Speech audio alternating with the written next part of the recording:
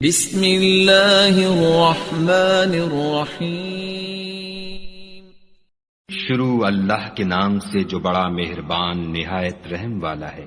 اے محمد صلی اللہ علیہ وآلہ وسلم، جب منافق لوگ تمہارے پاس آتے ہیں تو ازراہ نفاق کہتے ہیں کہ ہم اقرار کرتے ہیں کہ آپ بے شک خدا کے پیغمبر ہیں، اور خدا جانتا ہے کہ در حقیقت تم اس کے پیغمبر ہو، لیکن خدا ظاہر کیے دیتا ہے کہ منافق دل سے اعتقاد نہ رکھنے کے لحاظ سے جھوٹے ہیں۔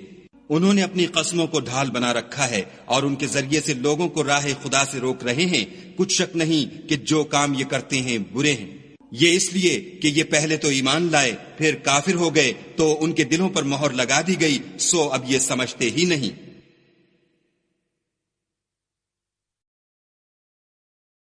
اور جب تم ان کے تناسب اعضا کو دیکھتے ہو تو ان کے جسم تمہیں کیا ہی اچھے معلوم ہوتے ہیں، اور جب وہ گفتگو کرتے ہیں تو تم ان کی تقریر کو توجہ سے سنتے ہو، گویا لکڑیاں ہیں جو دیواروں سے لگائی گئی ہیں، بزدل ایسے کہ ہر زور کی آواز کو سمجھیں کہ ان پر بلا آئی۔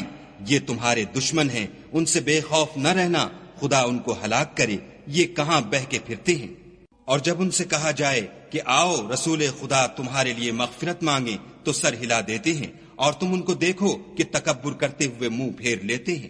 تم ان کے لیے مغفرت مانگو یا نہ مانگو، ان کے حق میں برابر ہے، خدا ان کو ہرگز نہ بخشے گا، بے شک خدا نافرمان لوگوں کو ہدایت نہیں دیا کرتا۔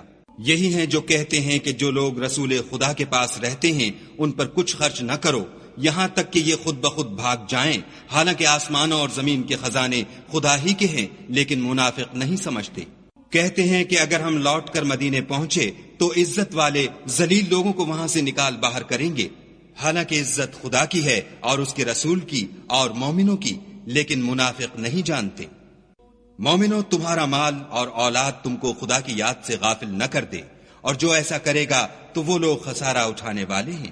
اور جو مال ہم نے تم کو دیا ہے اس میں سے اس وقت سے پیشتر خرچ کر لو کہ تم میں سے کسی کی موت آ جائے تو اس وقت کہنے لگے کہ اے میرے پروردگار، تو نے مجھے تھوڑی سی اور مہلت کیوں نہ دی تاکہ میں خیرات کر لیتا اور نیک لوگوں میں داخل ہو جاتا۔